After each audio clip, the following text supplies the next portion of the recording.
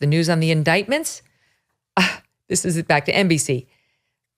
Okay, 62% have major or moderate concerns about Trump facing different criminal and civil trials for alleged wrongdoing. But that is 12 points under the number who have concerns about Biden's mental health and physical health. And 60% on the Joe Biden side have major or moderate concerns that Joe Biden was possibly aware or involved in Hunter's business dealings.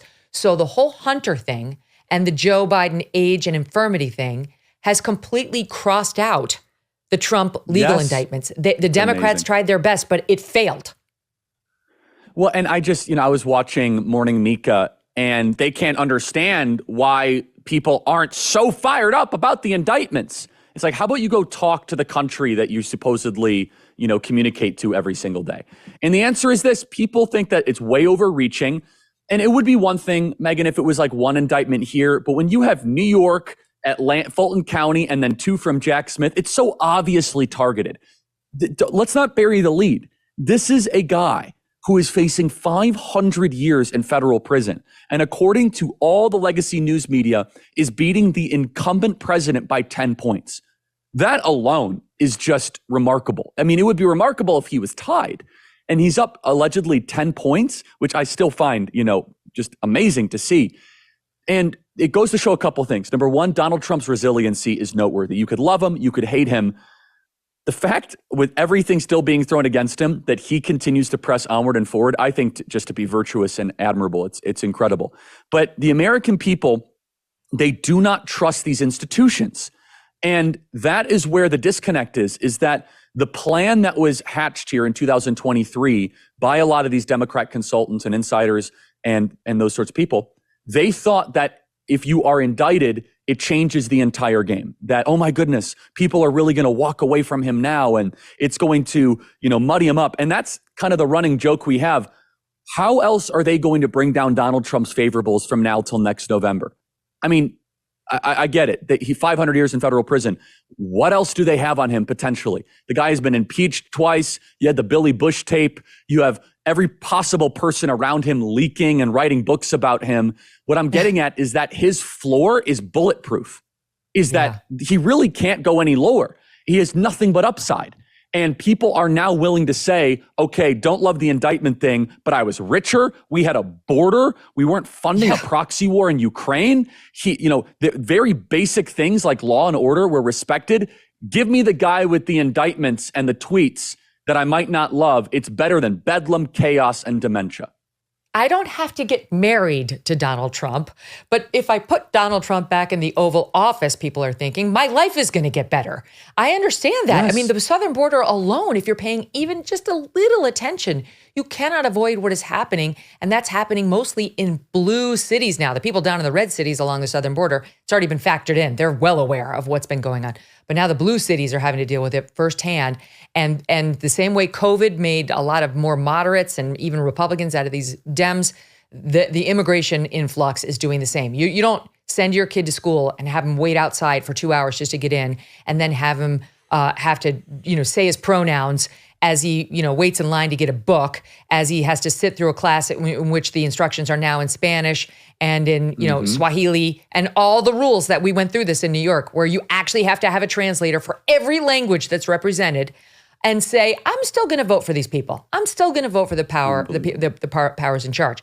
Let's talk about the young voters, because you pointed this out in the ABC News Washington Post poll. Among 18 to 35-year-olds, Trump has a 53 to 38 advantage.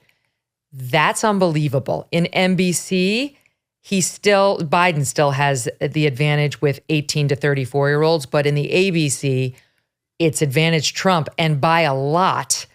And among Hispanics, I saw you pointing this out, Trump's edge, according to the ABC poll, is 50 to 44. So he's making inroads with black voters. He's making huge inroads with Hispanic voters. And he's making inroads with the young people, Charlie. I'm just going to take by the way, I think you delivered that. Thank you. Well, that's very kind. And it's our team at Turning Point. You see how hard they work, Megyn, and they're just the best. And, 11 years ago, I was told that millennials, which is included in that poll, and soon to be Gen Z, they're going to be permanently liberal, permanently progressive. Don't waste your time. And we got to work. We started thousands of college and high school campus chapters. We have tens of thousands of amazing leaders, and we reach millions of people on digital and social media every single day. So to see the results of that poll is very promising. It's the margin is surprising, but it's not that surprising because I've been telling people for a while, especially the late 20-somethings and early 30-somethings, that there is a voting bloc that can move 20 to 30 points, which is they're 4 or 5 years removed from college.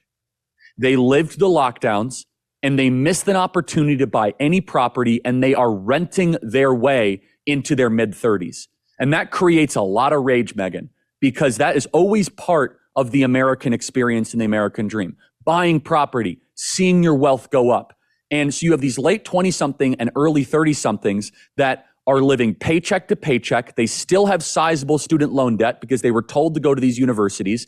They are not seeing their wages be able to maintain with inflation. So they have credit card debt and medical debt and all sorts of they don't even have money for an emergency.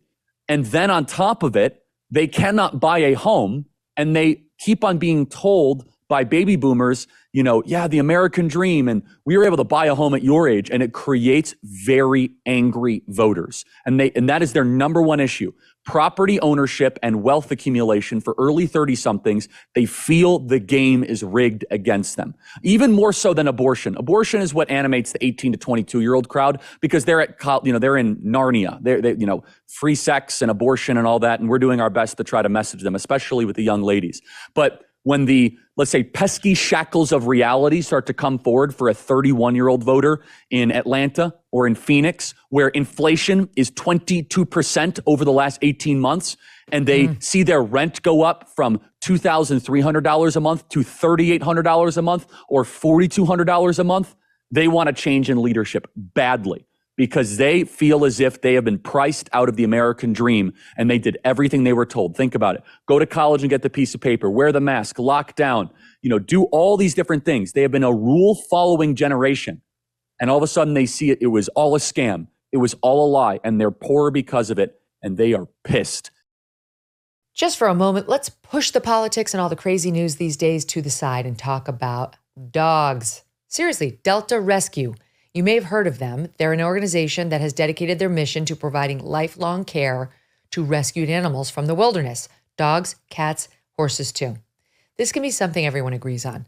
Delta Rescue providing for and protecting the animals we love the most. As humans, our relationship with dogs goes back a long way, horses too. And dogs have been our hunting guides, protectors, and sweet companions. They're part of the family. If all this makes sense to you and you love dogs and animals, check out Delta Rescue and consider making a gift. Delta Rescue relies solely on the contributions of people like all of us to provide care for life for their 1,500 plus animals. You can call them and ask questions and learn more about their super sanctuary, and know that every gift counts no matter how small. It all counts. Please go to deltarescue.org today. That's deltarescue.org. Hey, thanks so much for watching. If you like what you just saw, hit the subscribe button for more clips and full episodes.